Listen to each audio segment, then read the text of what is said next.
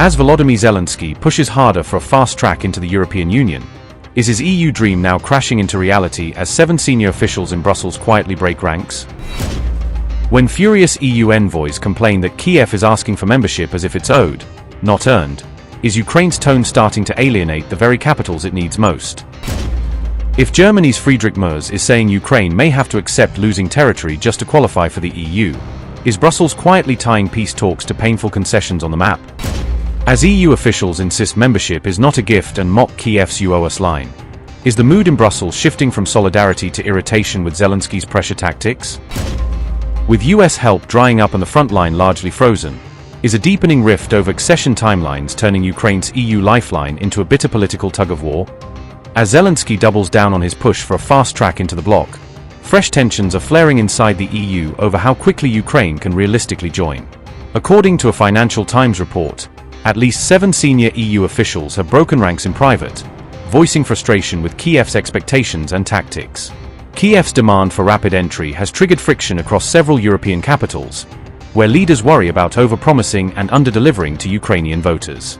So far, EU leaders have made clear they will not formally fast-track Ukraine's accession, insisting that normal criteria and procedures still apply. Some officials told The Foot that Kiev's rhetoric has even turned sharply Eurosceptic in recent talks, accusing the bloc of dragging its feet and moving goalposts. Membership is not a gift, one official said, hinting that Kiev may misunderstand how enlargement actually works inside the EU system.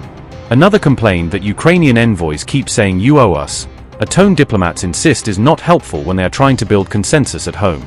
A third official admitted we have a real problem, blaming some in Zelensky's team for downplaying complex EU rules in favor of headline timelines.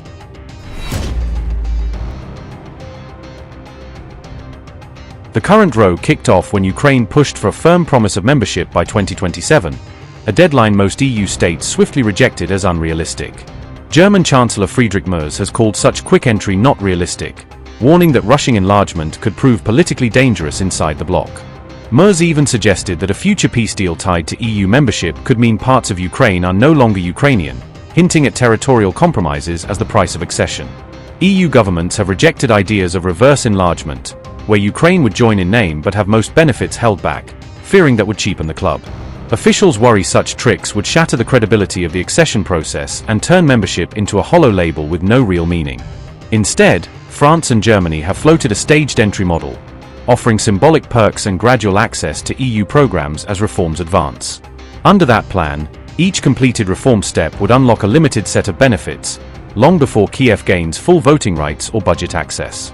Diplomats privately admit this likely means at least a decade before Ukraine sits as a full-fledged member at the table. Asked about the Franco-German idea, Zelensky urged Europe to be fair, saying Ukraine does not need symbolic entry without real rights. He argues that Ukrainians are defending shared European values on the battlefield and therefore deserve full membership, not a second-class status. 2 senior Ukrainian officials told the Financial Times that Zelensky has ordered a hard line on accession, rejecting half measures.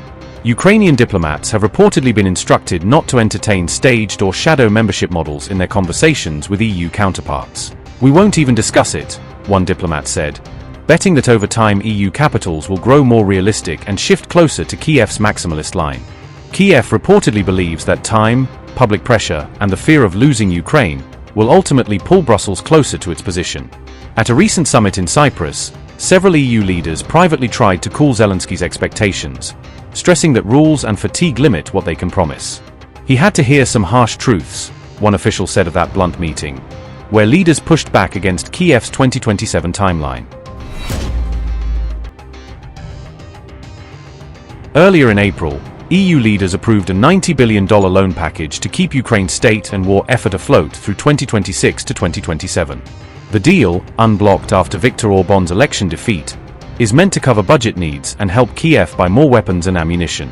But officials also complain that Ukraine's reform drive has slowed, particularly on rule of law and anti-corruption changes. The Foot cited missed deadlines for key laws needed to open EU energy and industrial markets, fueling frustration in Brussels. Brussels has pushed for higher business taxes tied to the €90 billion loan, a condition Kiev resists over fears it will strangle growth during war. With US support under review and the front lines largely frozen, Kiev increasingly sees EU money, markets, and membership as its main strategic lifeline. In the meantime, US Defense Secretary Pete Hegseth has strongly urged European nations to stop waiting on the sidelines and assume leadership in supporting Ukraine.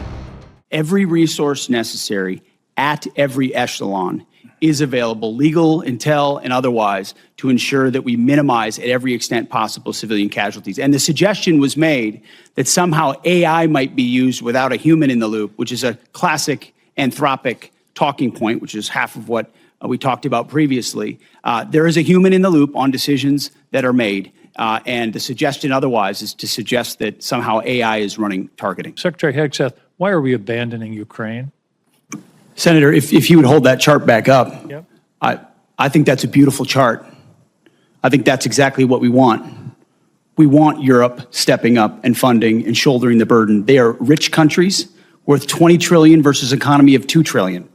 Europe can step up, Europe can fund it, and they have through our Pearl Initiative and through our European Command. That's exactly what the American people want to see, is other countries stepping up and funding that. If it's that important to Europe, which I understand why it is, and the incursion of Russia and the bravery of the Ukrainians, then European countries should pay for it, and that's exactly what that chart says, and that's the administration policy. So we don't have any interest in what happens in Ukraine. Is that what you're saying? It's only the Europeans?